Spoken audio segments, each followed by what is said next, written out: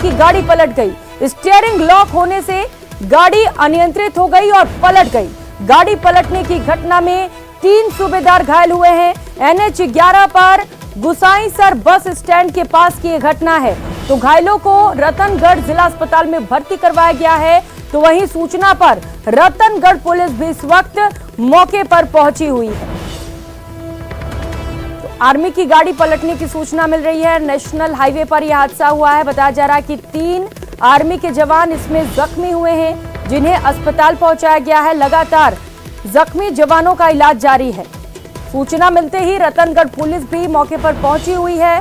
पूरे मामले को लेकर छानबीन की जा रही। बताया जा रहा है कि स्टीयरिंग लॉक होने की वजह से गाड़ी अनियंत्रित हो गई और इसके चलते गाड़ी पलट गई और ये हादसा हो गया। तो बड़ी राहत की बात यह है कि कोई जनहानि नहीं हुई है। 3 जवान हालांकि जख्मी हुए हैं इस हादसे में। मनोज शर्मा सहयोगी हमारे साथ जुड़ चुके हैं। मनोज, क्या कुछ अपडेट, क्या स्थिति है जवानों की?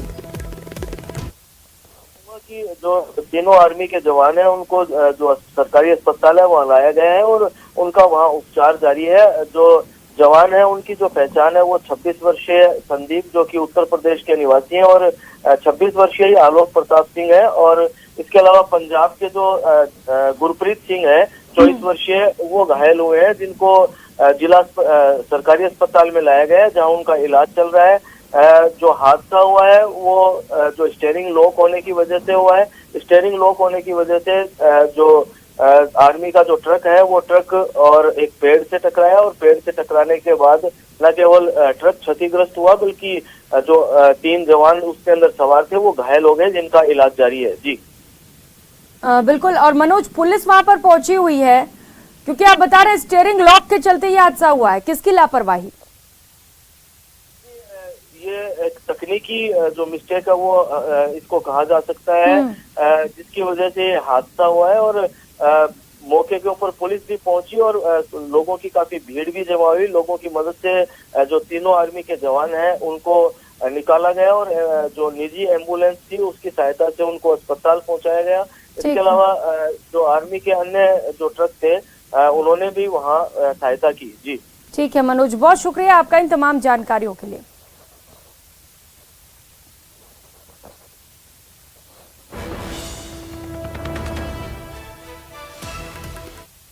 और रुक एक और बड़ी खबर का। भरतपुर से बड़ी खबर है। सैनी समाज का आंदोलन लगातार जारी है। हाईवे को जाम करके सैनी समाज के लोग बैठे हुए हैं। आंदोलन स्थल के पास ही मृतक का अंतिम संस्कार किया गया है।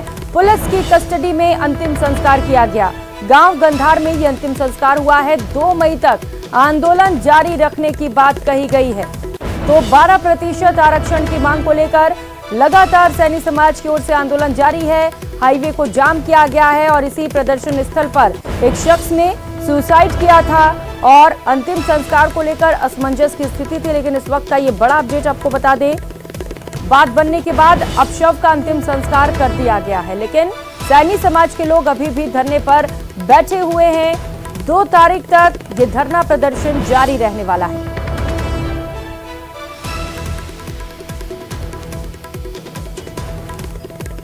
तो आंदोलन स्थल के पास ही शव का अंतिम संस्कार किया गया, जिसकी तस्वीर आप देख पा रहे हैं। भरतपुर से सहयोगी दीपक पुरी इस वक्त सीधे हमारे साथ जुड़ चुके हैं। दीपक, क्योंकि अब शव का अंतिम संस्कार हो चुका है, लेकिन जो प्रदर्शनकारी हैं वो प्रदर्शन को खत्म करने के मूड में नहीं है। 2 मई तक कह रहे प्रदर्शन जारी रहेगा। अभी क्या स्थिति देख पा रहे हैं आप वहां पर?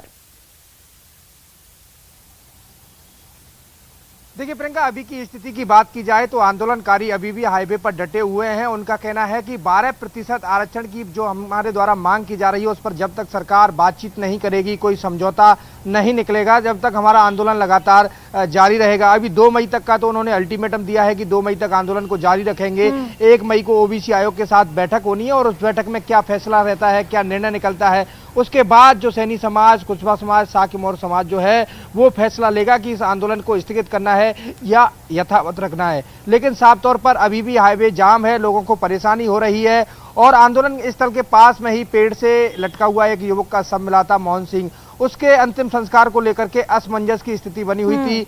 2 बार 3 बार वार्ता हुई, लेकिन वार्ता विफल रही, कोई सकारात्मक परिणाम नहीं निकला। और फिर गुपचुप तरीके से पुलिस ने देर रात को डेड बॉडी मोर्चरी से ले जाकर कड़ी सुरक्षा के बीच उसके गांव जो आंदोलन स्थल के पास में ही है गंदार, वहां पर ले जाया गया और पूरे गांव को छावनी के रूप में तब्दील किया गया और रात करीब 12 बजे के लगभग उसका अंतिम संस्कार किया गया। यानी कि इस दौरान उसके जो परिजन हैं वो तो मौजूद रहे, लेकिन परिजनों का कहना है कि 4-5 दिन हो चुके थे डेड बॉडी को मोर्चरी में रखे हुए और वो परेशान हो रहे थे। गांव में शादी और अन्य सामाजिक जो कार्यक्रम है उनका माहौल था, तो उनका कहना था कि जल्द से जल्द इस डेड बॉडी का जो पोस्टमार्टम कराकर अंतिम संस्कार की प्रक्रिया है वो की जाए। लेकिन पुलिस को भरोसा नहीं हो रहा था और लगातार बैठकों का दौर जारी था। कई बैठकें की गई लेकिन कोई सकारात्मक परिणाम नहीं निकले और उसके बाद अंतिम में ये हुआ कि पुलिस अपने स्तर पर परिजनों से बात करके जो है डेड बॉडी को अपनी कस्टडी में ले जाती है और गांव जाकर के अंतिम संस्कार करती है। लेकिन अब आंदोलनकारियों में भी एक अलग रुख देखने को मिल रहा है। आंदोलनकारियों का कहना है कि हम हाईवे पर डटे रहेंगे और आरक्षण के साथ साथ जो मृतक मोहन सिंह की जो 3 मांगे थी उन पर भी विचार अब किया जाएगा, ये आंदोलनकारियों का कहना है। लेकिन परिजनों की प्रशासन के साथ बातचीत हुई थी, उसमें जो शहीद का दर्जा देने की मांग थी उस पर तो विचार नहीं रखा गया, लेकिन नौकरी और मुआवजा देने की जो मांग थी उस पर विचार रखा गया और प्रशासनिक अधिकारियों द्वारा भरोसा दिलाया गया कि आपकी जो बात है वो सरकार तक पहुंचाई जाएगी और जो भी निर्णय होगा वो आपको बताया जाएगा कि क्या कुछ इसमें हो सकता है। लेकिन आंदोलनकारी अभी भी हाईवे पर डटे हुए हैं। इंटरनेट पर भी लिहाजा तौर पर पाबंदी लगाई गई है। बैर भुसावल नदबई क्षेत्र में इंटरनेट बंद है और 21 अप्रैल शाम 7 बजे से ये इनका आंदोलन लगातार जारी है और 2 मई तक का इन्होंने समय दिया है। लेकिन लग नहीं रहा है कि 2 मई के बाद क्या स्थिति बनती है,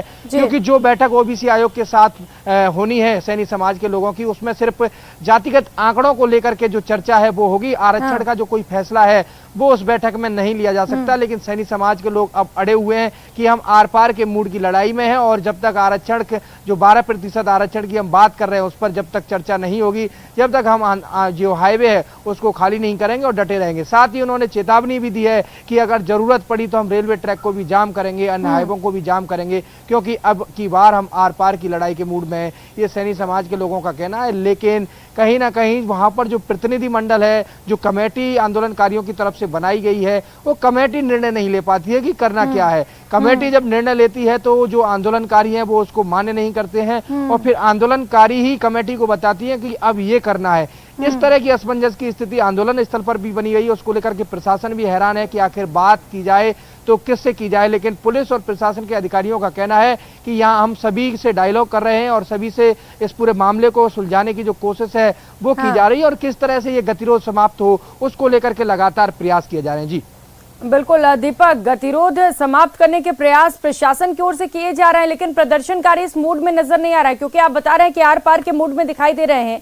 हालांकि 2 तारीख को बोल रहे हैं कि 2 तारीख को विचार करेंगे, लेकिन अब विचार भी करेंगे तो क्योंकि आरक्षण पर तो बात बनती हुई नजर नहीं आ रही 1 तारीख की बैठक में, तो ये भी हो सकता है क्योंकि चेतावनी पहले ही दे चुके हैं कि रेलवे ट्रैक को भी जाम करेंगे और भी हाईवे ऐसे हैं जिन्हें जाम करने की चेतावनी दी गई है, तो ये प्रदर्शन और भी उग्र हो सकता है। दीपक देखिए, बिल्कुल प्रदर्शन उग्र होने की जो संभावना है वो यहाँ पर पूरी नजर आ रही है, क्योंकि पहले आरक्षण की मांग जो है वो की जा रही थी, लेकिन एक युवक की आत्महत्या के मामले ने इस आंदोलन को नया मोड़ दे दिया और ये वहीं से उग्र होता चला आ रहा है। अब लगातार आंदोलनकारी डटे हुए हैं हाईवे पर। अब देखिए 2 मई तक का तो उन्होंने समय दिया है। 2 मई में भी अभी बहुत वक्त है, लोगों को परेशानी हो रही है और उनका कहना है कि 2 मई से पहले हम हाईवे को खाली नहीं करेंगे। 1 मई को जो बैठक होगी उसके बाद उस बैठक में क्या फैसला रहता है, सरकार की तरफ से क्या निर्णय लिया जाता है, उसके बाद समाज में जो फैसला है वो लिया जाएगा प्रतिनिधि मंडल द्वारा, कमेटी द्वारा, और उसके बाद निर्णय होगा कि इस आंदोलन को यथावत रखना है या स्थगित करना है। लेकिन जैसे पहले कई बार को लेकर स्थिति 1 मई के बाद ही साफ हो पाएगी। बैठक में जो फैसला होता है उससे ही आगे की राह जो है उसे डिसाइड किया जाएगा। आप नजर बनाए रखिएगा। दीपक, बहुत शुक्रिया आपका इन तमाम जानकारियों के लिए। और रुक लेते हैं एक और बड़ी खबर का। डूंगरपुर से ये बड़ी खबर है, जहां पर करंट लगने से ठेका कर्मी लाइनमैन की मौत हो गई है। पोल पर फॉल ठीक करते समय ये हादसा हुआ है। सदर थाना क्षेत्र के पगारा गांव की ये घटना है। पुलिस ने जिला अस्पताल की मोर्चरी में शव को रखवा दिया है। परिजन शव का पोस्टमार्टम कराने को राजी नहीं है। बिजली ठेकेदार से मौताने की मांग कर रहे हैं। तो ठेकाकर्मी लाइनमैन की मौत हो गई है। बताया जा रहा है कि लाइन ठीक करते समय यह हादसा हुआ है और ठेकेदार पर लापरवाही का आरोप लगाते हुए मौताने की मांग की जा रही है। हालांकि पुलिस की ओर से शव को मोर्चरी में रखवाया गया है, लेकिन पोस्टमार्टम के लिए परिजन तैयार नहीं है। 7:30 बजे डाबर आके वहाँ डिपो पर सड़ा हुआ शॉर्ट उसने कुछ ने लाइट चालू कर दिए। उस ठेका का कोई आदमी दूसरा था उसको, तो ये ऊपर से गिरा, नीचे पड़ गया है, मर गया है। वहाँ से एक दूसरा आदमी लेके आया, यहाँ सोफरा एडमिट कर दिया, यहाँ पर रख के फिर ये भी चले गया। इसके बाद टीम आई है इसकी, इस विभाग वाले की, तो उसी झाड़ पे नीचे खड़ा रह के उसको जो बात करनी है वो करके यहाँ से रवाना हो गया है।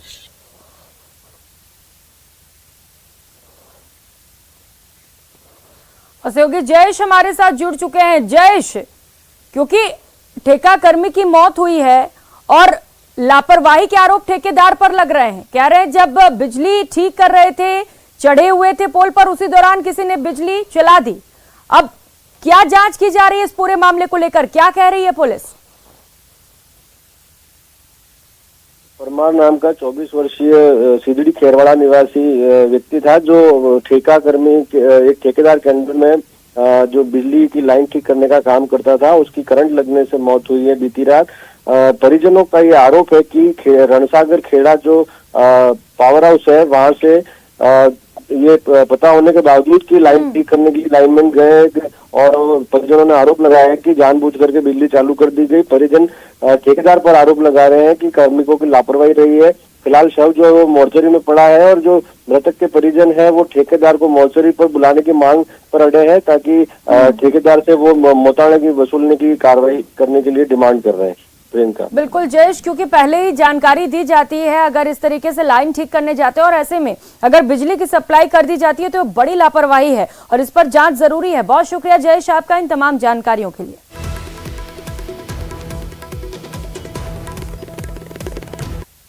और कर लेते हैं एक और बड़ी खबर का। जयपुर से बड़ी खबर है। स्पीकर सीपी जोशी और कांग्रेस प्रभारी की मुलाकात हुई। सुखजिंदर सिंह रंधावा ने स्पीकर के आवास पर मुलाकात की।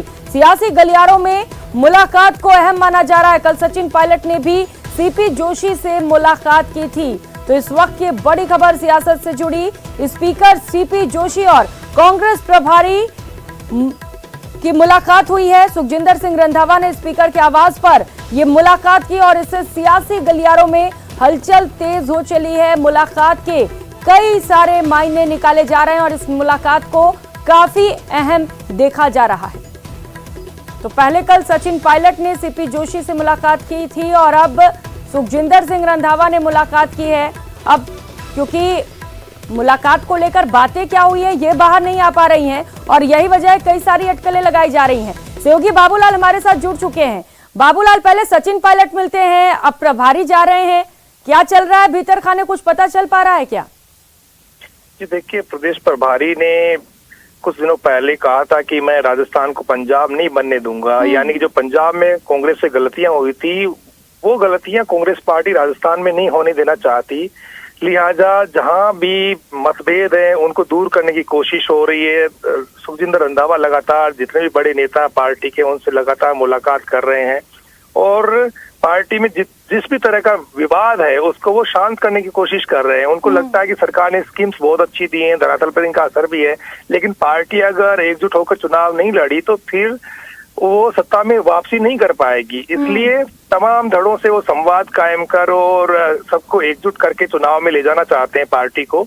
इसलिए वो एक कोशिश कर रहे हैं, सभी बड़े नेताओं के पास भी जा रहे हैं, उनका मार्गदर्शन भी ले रहे हो किस तरह से कांग्रेस पार्टी में जो विवाद है सचिन पायलट बनाम अशोक गहलोत का, इसको कैसे खत्म किया जाए। इसी कड़ी में उनकी मुलाकात बहुत महत्वपूर्ण है और सीपी जोशी से उन्होंने चर्चा भी की है कि समाधान क्या निकल सकता है, कौन सा फॉर्मूला कारगर हो सकता है। तो उसी पर चर्चा चल रही है। आने वाले दिनों में कुछ होता हुआ दिखेगा। लग यही रहा है जिस तरह से सुखजिंदर रंधावा की सक्रियता है वो यही बता रही है कि पार्टी कुछ बड़ा स्टेप लेने की कोशिश कर रही है, कुछ अहम जिम्मेदारियां दी जा सकती है, रिशफलिंग भी हो सकती है, लेकिन फिलहाल उसकी तैयारियां चल रही है, सब कुछ अंदर खाने चल रहा है। तो बड़े नेताओं के बीच में जाकर के रंधावा एक माहौल बनाने की कोशिश कर रहे हैं कि कांग्रेस पार्टी सबकी सुनती है और वक्त आने पर सबको साथ लेकर चलने की कोशिश करेंगी। विवाद को थामने और विवाद को यहीं पर खत्म करना चाहती है पार्टी, क्योंकि आगे ज्यादा वक्त है नहीं। चुनाव में जाने से पहले तमाम चीजें दुरुस्त नहीं होंगी तो फिर कांग्रेस पार्टी की यही फूट और उसे सत्ता की दौड़ से बाहर कर देगी। इसलिए कोशिश है और उस कोशिश में वो कितने कामयाब होंगे ये देखना बाकी। बिल्कुल बाबूलाल, सुखजिंदर सिंह रंधावा लगातार जुटे हुए हैं कि पार्टी को किस कदर एकजुट किया जाए, एक मंच पर लेकर आए, और वो बखूबी समझते भी हैं बाबूलाल कि कितना जरूरी हो जाता है जब चुनाव बेहद नजदीक हो तो पार्टी को एक साथ रहना। लेकिन बाबूलाल, जो अनुशासनहीनता का मामला है, कार्रवाई की मांग की जा रही है दोनों ही तरफ से, यहां पर मामला फंस जाता है आकर।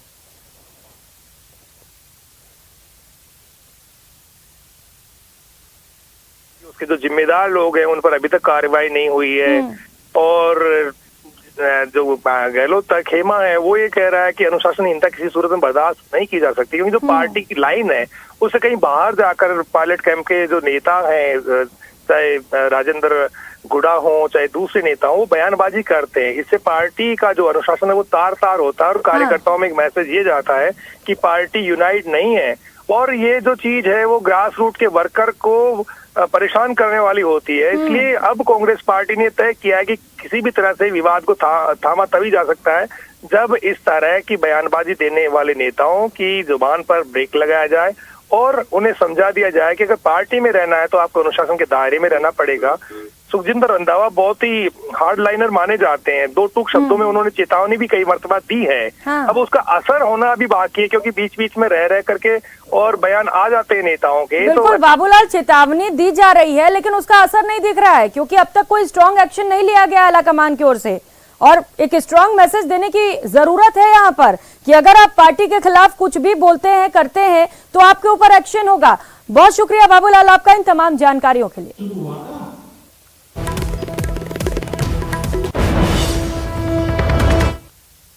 तो जयपुर से बड़ी खबर, स्पीकर सीपी जोशी और माफ कीजिएगा प्रदेश प्रभारी रंधावा की मुलाकात हुई और इसे लेकर सियासी अटकलें तेज है। और बाड़मेर से बड़ी खबर का रुख कर लेते हैं, मधुमक्खियों ने हमला किया है।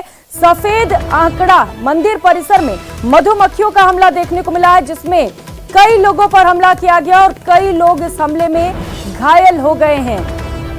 तो तस्वीर आप देख पा रहे हैं, अफरा तफरी का माहौल मच गया। बाड़मेर से ये बड़ी खबर सामने आ रही है, जहां पर मधुमक्खियों ने कई लोगों पर एक साथ हमला कर दिया। सफेद आंकड़ा मंदिर परिसर में ये हमला हुआ है, जहां पर कई लोग घायल बताए जा रहे हैं। जब मधुमक्खियों ने हमला किया तो लोग भागते हुए नजर आए, अफरा तफरी का माहौल देखने को मिला, लेकिन बताया जा रहा है कि इस हमले में कई लोग जख्मी हो गए हैं।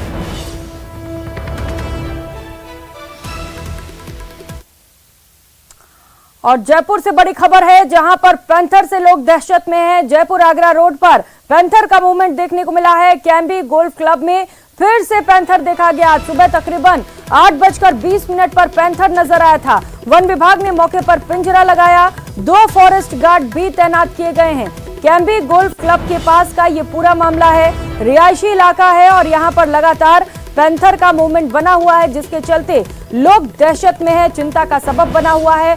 तस्वीर आप देख पा रहे हैं, जहां पर लगातार कई बार पैंथर का मूवमेंट देखा जा रहा है। यहाँ पर आसपास बड़ी संख्या में लोग रहते हैं और ऐसे में लोगों को जान का डर सता रहा है, लोग घरों से बाहर निकलने में कतरा रहे हैं। वन विभाग को सूचना दी गई है, वन विभाग की ओर से लगातार कार्रवाई की जा रही है कि जल्द से जल्द पैंथर को पकड़ लिया जाए। पिंजरा भी लगाया गया है, लेकिन अब तक पैंथर वन विभाग के कब्जे में नहीं आ पाया है। इसे वन विभाग अब तक नहीं पकड़ सका है और यही वजह है कि ये बड़ी चिंता की सबब सभी के लिए बना हुआ है।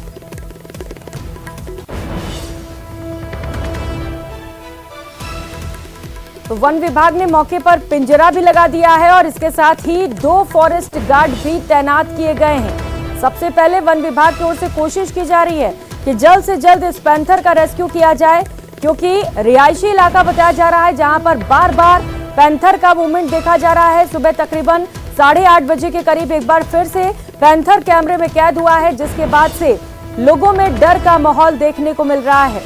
ये तस्वीर आप देख पा रहे हैं, रेड सर्किल के अंदर ये तस्वीर, जहां पर पैंथर को कैमरे में कैद किया गया और पैंथर से लोगों में खासा दहशत भी है। जयपुर से सहयोगी अरबाज अहमद सीधे हमारे साथ जुड़ चुके हैं। अरबाज, अब क्योंकि रिहायशी इलाके में पैंथर बार बार देखा जाएगा तो लोगों में डर है, क्या कर रहा है वन विभाग, क्या कार्रवाई की जा रही है वहां पर? जी बिल्कुल, देखिए कि आमतौर पर जंगल के अंदर लेपर्ड सफारी में जाकर के जो लोग हैं वो पैंथर को देखने की कोशिश करते हैं, लेकिन इंसानी मकान के अंदर इस तरह के बने हुए स्ट्रक्चर के अंदर अगर अपना डेरा पैंथर डाले तो कोई क्या करे। आप देखेंगे पिछले एक हफ्ते से लगातार इस कैंबी रिजोर्ट में कभी छत पर, कभी खिड़की में, कभी आसपास पैंथर का मूवमेंट है और यहाँ पर इस पैंथर ने डेरा डाला हुआ है। जो विशेषज्ञ हैं पैंथर के, वन विभाग की टीम है, सभी लोग लगातार यहाँ मूवमेंट कर रहे थे। आप देख सकते हैं कि फॉरेस्ट की तरफ से गार्ड तैनात कर दिए गए हैं और जब हमने इसको खबर को प्रमुखता से पिछली बार कल चलाया तो उसके बाद में एक यहाँ पर जो है पिंजरा भी लगा दिया गया है ताकि इस पिंजरे में पैंथर आ सके। ये एक बड़ा गोल्फ कोर्स है। देखिए यहाँ पर पिछली बार जो डिपार्टमेंट की कार्रवाई के बाद में इसे सीज कर दिया गया था तो पैंथर को लगा कि ये सबसे अच्छी जगह उसके लिए हो सकती है। वो रिहायशी इलाकों में जाकर के कुत्तों को उठा रहा है। आसपास बता रहे हैं कि इस गोल्फ कोर्स के अंदर जो बड़ा मैदान था करीब 85 बीघा का, जिसमें काफी तादाद में नीलगाय मौजूद थी, वो सभी खत्म हो चुकी हैं और जो शहरी बस्ती है, शहरी इलाके हैं, शहरी मकान है, वहां पर इस पैंथर का मूवमेंट बना हुआ है। आप देखिए कि ये पूरा जो है बिल्डिंग है जिसके अंदर इसका रेगुलर मूवमेंट देखने को मिल रहा है और अभी भी बताया जा रहा है कि सुबह 8:30 बजे पैंथर अंदर देखा गया है और उसके बाद उसका बाहर मूवमेंट नहीं हुआ है, पैंथर अंदर ही बताया जा रहा है। ऐसे में वन विभाग ने यहाँ पर पिंजरा तो लगा दिया है और मेरे पीछे आप देखेंगे कि इस बड़े गोल्फ कोर्स के अंदर जिस हिसाब से ये पूरा एक बड़ा जो है यहाँ पर मैदान था, जिसे सीज करने के बाद में ये एक बियाबान जंगल सा बन गया और पीछे का जो रास्ता वो मैं आपको दिखाना चाहूंगा कि जहां पर जो है ये पैंथर लगातार मूवमेंट करता है और मूवमेंट करते हुए इस खिड़की से वो अंदर जाता है जहां पर कांच टूटा हुआ है। आप देखेंगे कि यहाँ पर कांच टूटा हुआ है और इस खिड़की से अंदर जो है पैंथर जाता है, बाकायदा वो बाहर निकलता है और जो हालात होते हैं उसमें आप देखेंगे कि यहाँ से वो बाकायदा बिल्डिंग की ऊंचाई पे चढ़ के सभी जगह पर निगाह बनाए रखता है। तो आप देखेंगे कि लगातार जो है पैंथर का मूवमेंट बना हुआ है और इस मूवमेंट की वजह से यहाँ पर जो आसपास के लोगों में काफी दहशत का माहौल है। लोगों का कहना है कि जो पैंथर है उसको लेकर के वन विभाग ने माकूल इंतजाम नहीं किए हैं। हाँ। अगर वक्त रहते सही इंतजाम किए जाते तो ये नौबत नहीं आती। सर, आप यहाँ पर मौजूद हैं, कब से देख रहे हैं इस पैंथर का मूवमेंट और क्या स्थिति है, कब कब नजर आता है? सब शाम के टाइम पर नजर आता है, ये निकलता है यहाँ से। शाम के टाइम नजर आया तो क्या क्या मतलब आसपास के इलाके से इसने शिकार भी किए हैं? शिकार तो लगा जैसे अंदर ज्यादा पार्क है आगे उसमें जाके शिकार करता है। यहाँ तो सिल्वन पार्क में। और आपने मतलब डिपार्टमेंट ने कब से यहाँ पिंजरा लगाया? में आते रहते हैं वन विभाग वाले सारे यहाँ। तो ये पकड़ में नहीं आता? पकड़ में नहीं आ रहा। पिंजरे लगा दिए, 2 लगा दिए, वहाँ एक आगे लगाया था। इस मैदान में पीछे बता रहे हैं काफी नीलगाय थी। हाँ, नीलगाय थी, उनको मतलब या तो छोड़ के भग गई या उनको खा गया। जी बिल्कुल, शिकार कर चुके हैं बता रहे हैं। और यहाँ पर आप देखेंगे पीछे ये काफी एक तरह से रिजोर्ट था, यहाँ पर काफी लोगों का मूवमेंट था। बिल्कुल, यहाँ पर काफी तादाद में जो है बहुत ज्यादा एरिया है जिसके चलते वो आराम से वहां पर रह पा रहा है, लेकिन क्योंकि आसपास रिहायशी इलाका है अरबाज, ऐसे में वन विभाग को कोशिश करनी चाहिए कि सबसे पहले किसी भी तरीके से इस पैंथर का रेस्क्यू किया जा सके। बहुत शुक्रिया अरबाज आपका इन तमाम जानकारियों के लिए। और उदयपुर के सलुम्बर कस्बे में कब्रिस्तान परिसर में पैंथर और उसके परिवार को पकड़ने में वन विभाग को आखिरकार बड़ी सफलता हाथ लगी है। देर रात पूरा पैंथर का परिवार पिंजरे में कैद हो गया। सलुम्बर में वन विभाग कार्यालय, पंचायत समिति, पुलिस थाना, कब्रिस्तान परिसर में काफी समय से पैंथर का परिवार की मूवमेंट सुनाई दे रही थी और इसे लेकर वन विभाग की टीम ने अपनी कड़ी नजर बनाए रखी थी और जगह जगह पर उन्होंने पिंजरे भी लगा रखे थे। शुक्रवार को कब्रिस्तान के पास लगे पिंजरे में 8 माह का पैंथर शावक कैद हुआ। शुक्रवार को देर रात को वन विभाग की टीम ने पुनः कब्रिस्तान के पास पैंथर के शावक को पिंजरे में रखा और अन्य पिंजरे के पास में रखे पैंथर की मूवमेंट से 2 अन्य पैंथर पिंजरे में कैद हो गए। एक बड़ी सफलता वन विभाग टीम को हासिल हुई है।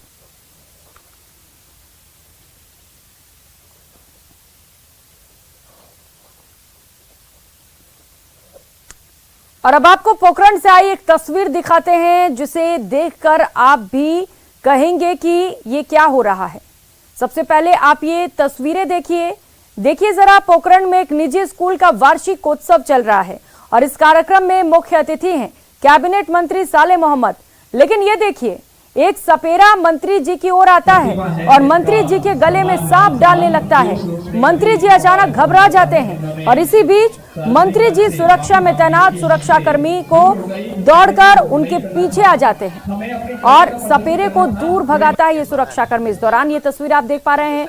बाद में सपेरे को अपनी गलती का एहसास होने लगता है और मंच से माफी भी मांगता है, साथ ही साथ मंच पर ही रोने लगता है।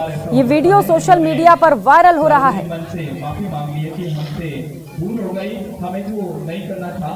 हमें अपनी कला का प्रदर्शन करना था, कोई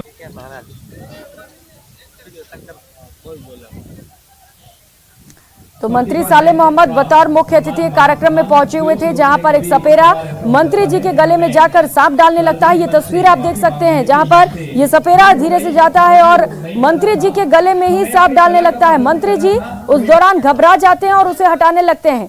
तभी सुरक्षा गार्ड वहां पर पहुंचता है और सपेरे को वहां से हटाता है। इसके बाद मंत्री जी राहत की सांस लेते हुए नजर आते हैं। लेकिन ये जो वीडियो है वो जमकर सोशल मीडिया पर वायरल हो रहा है। हालांकि इसे लेकर सपेरे ने माफी मांग ली है, मंच से ही उसने तुरंत माफी मांगी और उस दौरान वो सपेरा रोने लगा। वो कह रहा था कि वो सिर्फ अपने कला का प्रदर्शन कर रहा था। आज मैं आपका गजेंद्र सूतली और मैं एक छोटा सा कलाकार हूँ और मुझे ये जो डांस वांस की ये कला है ये जो भी है, लेकिन मेरा आज का प्रोग्राम था और मैं आज मंत्री के पास में चले गया, मंत्री साहब के पास में, और उनके प्रोटोकॉल उनको मुझे पता नहीं था साहब, और उनसे मैं हाथ जोड़ के निवेदन कर रहा हूँ। और उनके वो प्रोटोकॉल साहब वो बोलते ही मैं नीचे आ गया साहब तुरंत। उनके बाद उनके हाथ जोड़ के निवेदन मुझे माफ़ करें